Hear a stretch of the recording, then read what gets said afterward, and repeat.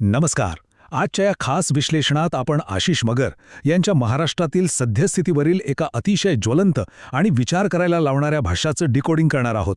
समाजात जाणीवपूर्वक कसे भ्रम निर्माण केले जातात आणि मूळ प्रश्नांवरून आपलं लक्ष कसं भरकटवलं जातं यावर त्यांनी जे परखड मत मांडलंय ते आज आपण समजून घेणार आहोत. तर हे सगळं आपण 4 सोप्या टप्प्यात समजून घेऊया.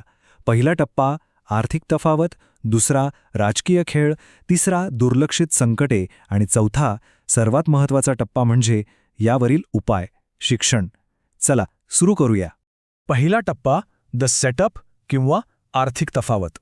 इथे मूळ स्रोतातील सर्वात महत्त्वाचा मुद्दा समोर येतो, तो म्हणजे राज्याच्या पायाभूत सुविधा आणि प्रत्यक्ष शेतीच्या अर्थकारणातली एक न समजण्यासारखी प्रचंड मोठी आर्थिक दरी.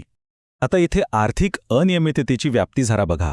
समृद्धी महामार्गाचा खर्च साधारण 6 कोटी रुपये प्रति किलोमीटर होता, बरोबर? मग अवघ्या 3-4 वर्षात नवीन शक्तीपीठ मार्गाचा खर्च थेट 107 कोटी रुपये प्रति किलोमीटर कसा झाला?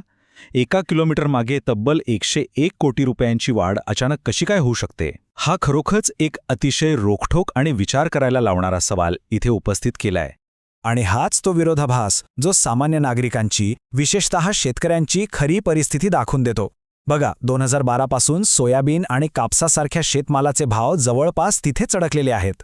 पण दुसरीकडे खते, बियाणे आणि कीटकनाशकांसारख्या शेतीसाठी अत्यंत आवश्यक असणाऱ्या गोष्टींच्या किमती चक्क तिप्पट वाढल्या आहेत. ही तफावत खऱ्या आर्थिक संकटाची भीषणता अगदी स्पष्ट करते. आता वळूया दुसऱ्या टप्प्याकडे, द इल्युजन किंवा राजकीय खेळ. एवढे मोठे आर्थिक प्रश्न असतानाही ते सार्वजनिक चर्चेचा मुख्य विषय का बनत नाहीत, हे समजून घेण्यासाठी इथे एका अतिशय रंजक रूपकाचा वापर केलाय. मगर यांच्या मते जनतेचं लक्ष विचलित करण्यासाठी एका मदारीचा म्हणजेच राजकीय सूत्रधाराचा वापर केला जातोय. जसा मदारी खेळ दाखवतो तसाच हा सूत्रधार खऱ्या प्रशासकीय अपयशावरून आणि लोकांच्या रोजच्या आर्थिक प्रश्नांवरून लक्ष हटवण्यासाठी जाणीवपूर्वक निरर्थक तमाशे घडून आणतो. आणि दुर्दैवाने सामान्य जनता या खेळात केवळ प्यादे बनून राहते. यात सर्वात लक्षवेधी गोष्ट म्हणजे लक्ष विचलित करण्यासाठी वापरण्यात येणाऱ्या या क्लुप्त्यांची भौगोलिकदृष्ट्या कशी अचूक विभागणी केली गेली आहे. शहरी आणि ग्रामीण भागांसाठी कशी पूर्णपणे वेगळी रणनीती आखली जाते याचा एक अतिशय स्पष्ट आराखडा आपल्याला इथे पाहायला मिळतो. शहरांचा विचार केला तर स्त्रोताच्या युक्तिवादानुसार समाज प्रबोधन करणाऱ्या आपल्या पारंपरिक वारकरी संप्रदायातील कीर्तनकारांना पद्धतशीरपणे बाजूला केलं जातंय आणि त्यांची जागा कोण घेतंय? तर कोट्यावधी रुपये मानधन घेणारे हिंदी कथावाचक. हे तथाकथित भोंदूबाबा अवैज्ञानिक गोष्टी आणि अंधश्रद्धा पसरवून जनतेला मूळ प्रश्नांपासून भरकटवण्याचं काम करतात, असा मोठा दावा इथे केला आहे.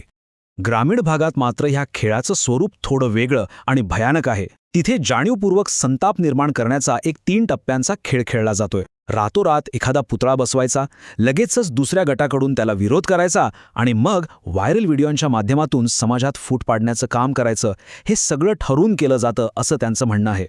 याचं उदाहरण देताना त्यांनी भूमपरंडा, पाथरी परभणी, चिखली बुलढाणा आणि अंजनगाव येथील अलीकडच्या सामाजिक तणावाच्या घटनांकडे लक्ष वेधलं आहे. हे सर्व केवळ राजकीय फायद्यासाठी समाजाची आणि जातीधर्माची विभागणी करणारे पूर्वनियोजित कट आहेत, असं या विश्लेषणात अगदी स्पष्टपणे मांडलंय. यानंतर येतो आपला तिसरा टप्पा, द रियालिटी म्हणजेच दुर्लक्षित संकटे. एकीकडे आपण या मदारीच्या खेळात आणि भावनिक मुद्द्यांमध्ये गुंग असताना राज्यात प्रत्यक्षात काय घडतंय याकडे मगर अत्यंत परखडपणे बोट दाखवतात. हे आहे ते विदारक वास्तव जे आपल्या नेहमीच्या चर्चेतून सोयीस्कररित्या गायब असतं. दरवर्षी तब्बल 2000 सरकारी शाळा बंद पडतायत. रुग्णालयांमध्ये पुरेसे डॉक्टर नाहीत. करोडोंच्या एसटी बसेसची अक्षरशः दुर्दशा झालीय. इतकंच नाही तर प्रचंड बेरोजगारी वाढली असून ड्राय डेच्या दिवशीही राजरोसपणे अवैधरित्या दारूची विक्री होत असल्याचा अत्यंत गंभीर आरोप इथे केला गेलाय. आता हा 10 हा आकडा बघा. हा आकडा अत्यंत धक्कादायक आहे. राजकीय गोंगाटात दररोज किमान 10 शेतकरी आत्महत्या करत असल्याचा दावा स्रोतांनी केलाय. हा एक असा भयानक आकडा आहे ज्याकडे ह्या सगळ्या राजकीय कोलाहलात आपलं पूर्णपणे दुर्लक्ष होतंय. आणि यातला सर्वात मोठा विरोधाभास सांगणारा हे वाक्य बघा. महिलांचं शोषण करणाऱ्या एका बाबाच्या देवस्थानाला सरकार 3 कोटी रुपये देतं, तर दुसरीकडे सामान्य नागरिक मूलभूत सुरक्षेसाठी झगडत आहेत. वादग्रस्त पार्श्वभूमी असलेल्या व्यक्तींवर निधीची खैरात आणि दुसरीकडे सामान्यांची परवड.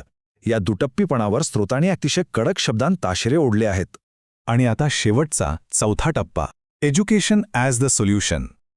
केवळ राजकीय टीका करण्यावर न थांबता या विश्लेषणाच्या अंतिम टप्प्यात एक अतिशय व्यावहारिक आणि तळागाळातून बदल घडवणारा उपाय सुचवला आहे. इथला मुख्य संदेश अगदी सोपा, स्पष्ट आणि सकारात्मक आहे. कोणत्याही प्रकारच्या राजकीय वादाच्या किंवा व्यसनांच्या आहारी न जाता आपलं संपूर्ण लक्ष केवळ आपल्या कुटुंबावर आणि पुढच्या पिढीला शिक्षण देऊन सक्षम करण्यावर केंद्रित केलं पाहिजे. या दुष्टचक्रातून बाहेर पडण्याचा हाच एकमेव मार्ग आहे. सरकारी शाळा बंद पडण्याच्या या समस्येशी दोन हात करण्यासाठी वक्त्याने स्वतःच्या ATM गुरु ॲप या शैक्षणिक उपक्रमाचा संदर्भ दिलाय. या ॲपच्या माध्यमातून पोलीस भरती, स्कॉलरशिप आणि TET परीक्षांसाठी हजारो विद्यार्थ्यांना अत्यंत शिस्तबद्ध पद्धतीने शिक्षण कसं दिलं जातंय हे इथे दाखवलंय. 68,000 होय, एवढ्या प्रचंड संख्येने विद्यार्थी या प्लॅटफॉर्मवरून पोलीस भरतीचं मोफत प्रशिक्षण घेत आहेत. समाजातील तरुणांना अशा खऱ्या, प्रभावी आणि ठोस उपायांची किती मोठी गरज आहे हेच या आकड्यावरून सिद्ध होतं. याशिवाय आणखी 42,000 मुले मोफत स्कॉलरशिप बॅचमध्ये शिकत आहेत. आर्थिक अडचणीमुळे बहुजन आणि सामान्य मुलांची प्रगती थांबते या युक्तिवादावर हा एक थेट आणि अत्यंत कृतिशील असा उपाय आहे. शिक्षणाचं बाजारीकरण थांबवणं खरोखरच शक्य आहे हे यातून सिद्ध होतं. विचार करा, नवोदय कार्यक्रमासारखं दर्जेदार शिक्षण अगदी 20 रुपयांसारख्या किरकोळ किमतीत उपलब्ध आहे. म्हणजे एका मोबाईल रिचार्जपेक्षाही कमी खर्चात समाजातील सर्वात गरीब नागरिकांपर्यंत शिक्षण कसं पोहोचवता येतं याचं हे एक उत्तम उदाहरण आहे.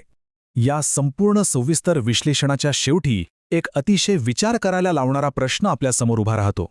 आपण या मदारीच्या राजकीय खेळात केवळ प्यादे बनून स्वतःला विचलित होऊ देणार, की या दुष्टचक्रातून कायमचं बाहेर पडून वास्तवाचा सामना करण्यासाठी शिक्षणाचा, प्रगतीचा मार्ग निवडणार? स्वतःला आणि आपल्या पुढच्या पिढीला खऱ्या अर्थाने सक्षम करण्याची वेळ आता आली आहे. यावर नक्की विचार करा.